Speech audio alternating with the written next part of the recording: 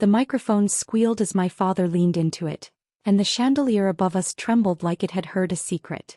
My name is Elena Anderson. I'm 31. When did love turn into something that needed an audience to hurt this much? 400 people sat in pressed suits and silk dresses, crystal glasses hovering midair as he smiled that practiced smile, the one he used when donors were watching. He didn't look at me when he spoke. He looked past me like I was a stain on the carpet, the daughter who cleans up other people's failures for a living. He smirked. A few people laughed. Not loudly. Politely. The kind of laughter that asks permission. My fingers tightened around the edge of the round table. Linen. Cold silverware. The hum of money in the room. I could smell his cologne drifting over the orchids. Sharp, expensive, familiar. The same scent he wore the day he told me rehab work was dirty money. The same day he said I'd embarrassed the family name. Across the room, a woman I didn't know whispered something to her husband. He nodded without looking at me. Somewhere behind me, a chair scraped softly like it was reconsidering being there at all. I stared at the stage lights reflecting off the microphone stand. That microphone had passed through so many hands tonight. Politicians. Donors. Applause collectors. It gleamed like it had been polished with approval. My father adjusted his cufflinks, already moving on, already done with me. And in that moment, standing in a room built on generosity while feeling completely emptied out, I understood something quietly devastating.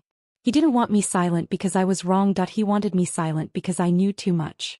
I stepped closer before my courage could change its mind. The heels of my shoes clicked once, too loud in the hush, and then stopped. My father turned, surprised, not scared yet. His eyes flicked down to my hand as I reached for the microphone. For half a second he hesitated.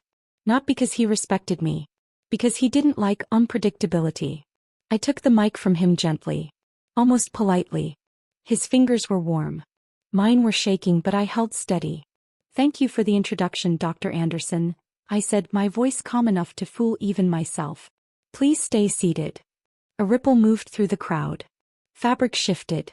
Someone cleared their throat. Silence pressed in, thick and watchful. I didn't look at him. I looked at the faces in front of me. Donors. Board members. People who believed they were here to save the world between dessert and speeches. "My work," I continued, "isn't glamorous. It doesn't sparkle under chandeliers. It smells like antiseptic and burned coffee. It sounds like crying at 3 a.m. I paused. Let the quiet stretch. Silence can be a mirror if you give it time. "In rehab, people don't clap for you," I said. "They sit on cold floors and ask if their life is already over." Someone near the front lowered their glass. Another woman frowned, not at me but at my father.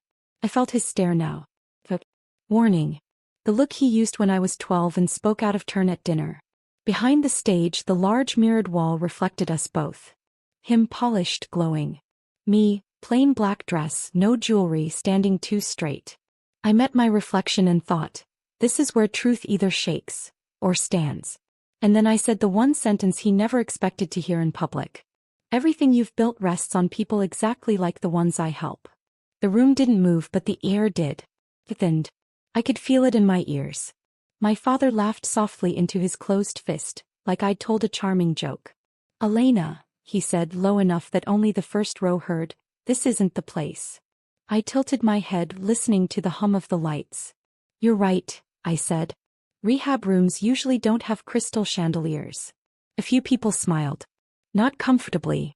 Curiously. "I work with people after the applause ends," I continued. "After the press releases. After the checks clear. I meet them when their hands won't stop shaking and their families stop answering calls." I felt it then, the shift. Not belief yet. Pain. "My father calls that dirty money," I said, still calm. "But he's never asked where the clean money goes." Someone inhaled sharply. A man near the aisle crossed his arms. The mirrored wall behind the stage caught my father's face, and for the first time his smile didn't match his eyes. He leaned toward me. "You're embarrassing yourself," he whispered, teeth barely moving. "And me." I smiled back. Small. Controlled. "You taught me how." A waiter froze near the edge of the room, tray trembling. The clink of a glass echoed like a dropped coin. "I'm proud of my work," I said. "Because recovery doesn't photograph well, but it saves lives." I let that sit.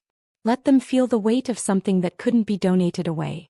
Then I added gently, almost kindly, and tonight you're going to learn what happens when you call survival a failure. My father's hand tightened around the edge of the stage. For the first time in my life he looked unsure. He tried to step forward, but the stage lights pinned him in place. Bright, unforgiving. They showed the fine lines at the corner of his mouth he usually hid so well. I turned back to the audience. My palms were damp, so I pressed them lightly against the microphone, grounding myself in the cool metal. The mirror behind us caught the movement. My father's jaw tightening, a donor's brow lifting, a woman in pearls slowly lowering herself back into her chair. There's something else you should know about my work, I said. Rehab doesn't just treat people. It audits systems. That word, audits, landed differently. I saw it. Heads tilted. Pens paused mid-note. Addiction doesn't live in isolation, I went on. It lives where money flows quietly. Where grants get redirected. Where outcomes look impressive on paper and empty in real life. My father cleared his throat. Loud. Deliberate. This event, he said, smiling again, is about hope. Yes, I replied, meeting his eyes now. And hope needs accountability. A murmur rippled. Not outrage. Interest. The dangerous kind. I took a breath. The scent of wax from the candles mixed with champagne and nerves. Somewhere a phone buzzed and was quickly silenced. For 5 years, I said, I've worked with programs funded by this foundation. I've seen what works and what disappears. I didn't say embezzlement. I didn't have to. My father's reflection in the mirror looked smaller. Not ruined. Not exposed. Just slightly out of focus. I didn't come tonight to embarrass anyone, I said softly. I came because silence is expensive. The quiet stretched again, thin as glass. And I knew, before I even finished, that walking away now was no longer an option. My father reached for the microphone again. Not forcefully. Carefully. Like a man trying to pick up something sharp without bleeding. Let's take this offline, he said, voice smooth, rehearsed. Family matters don't belong on a stage. I glanced at the mirrored wall. His reflection nodded before he did. Mine didn't. This stopped being a family matter, I said, when money started choosing who deserved help. A low sound moved through the crowd. Not anger. Recognition. Someone in the back whispered, "Is she serious?" Another voice answered, "She sounds prepared." I slid a folded envelope from my clutch and placed it on the podium. Plain. White. No logo. It looked small against the polished wood, but the mirror made it double. Inside, I said, are summaries. Not accusations. Records. Timelines. Independent reviews from state auditors who don't attend galas. My father's smile cracked. Just a hairline fracture. Enough. You went through my files? He asked quietly. I went through public ones, I replied. The rest came from programs that couldn't afford lawyers. A woman near the front, one of his largest donors, shifted uncomfortably. Her eyes never left the envelope. I won't read them aloud, I said. That would be dramatic. And unnecessary. I stepped back half a pace. Gave the room space to breathe. But I will say this, I continued. Every dollar I earn comes from helping people rebuild their lives. Every dollar this foundation loses tonight is because truth finally asked for a receipt. The silence felt heavier now. Expectant. Like a held breath before a fall. My father didn't look at me anymore. He looked at the envelope. No one touched the envelope. It sat there like it had weight, like it could bruise if handled wrong. A board member stood halfway, then sat back down. Another checked his phone, then stopped as if the screen suddenly felt inappropriate. The mirrored wall kept showing the same scene from every angle. My father fixed in place, the crowd leaning forward without moving. This is a misunderstanding, my father said louder now. He laughed once. Too fast. My daughter works in rehab. Emotions run high in that field. I didn't answer him. I addressed the room. Rehab teaches you something simple, I said. When people are ready to change, they stop explaining and start listening. A few heads nodded. Small movements. Honest ones. I stepped aside from the podium, leaving the microphone alone. Letting it face them without me holding it.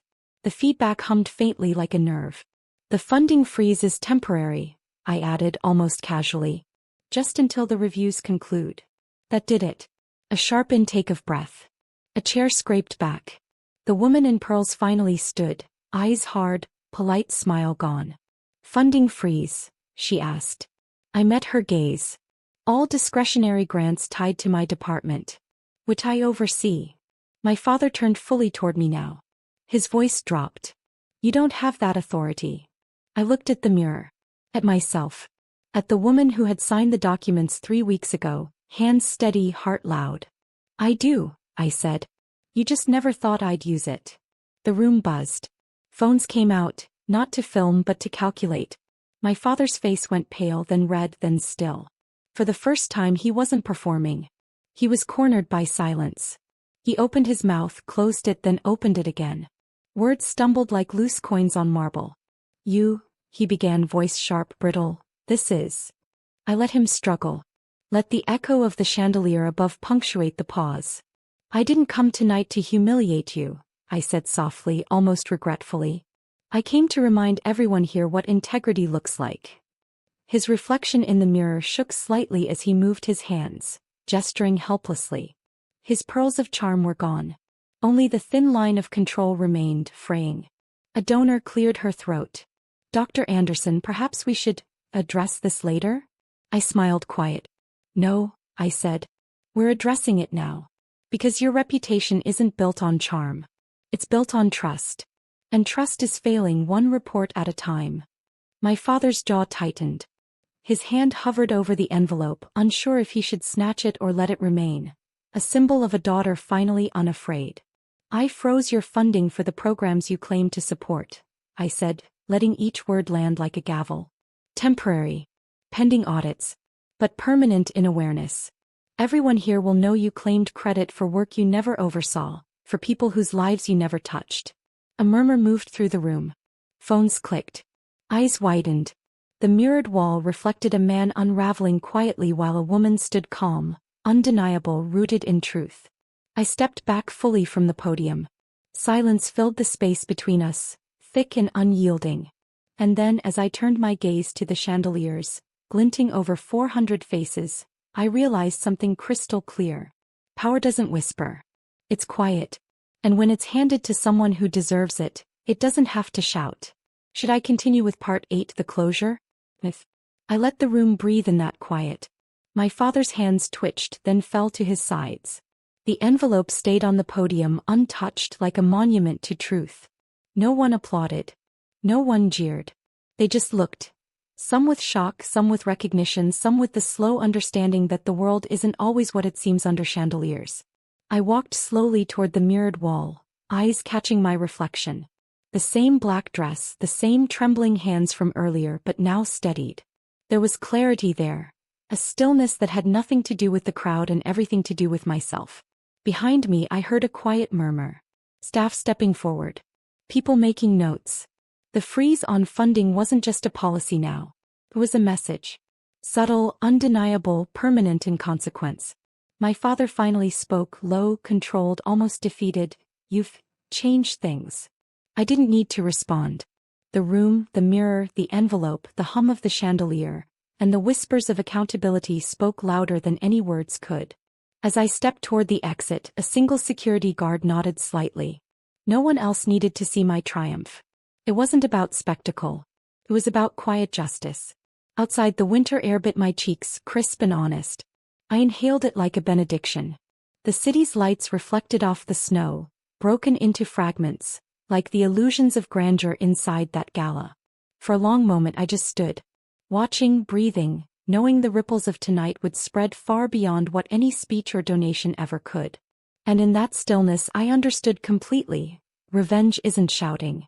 Revenge isn't exposure. Revenge is the unshakable truth finally finding its place.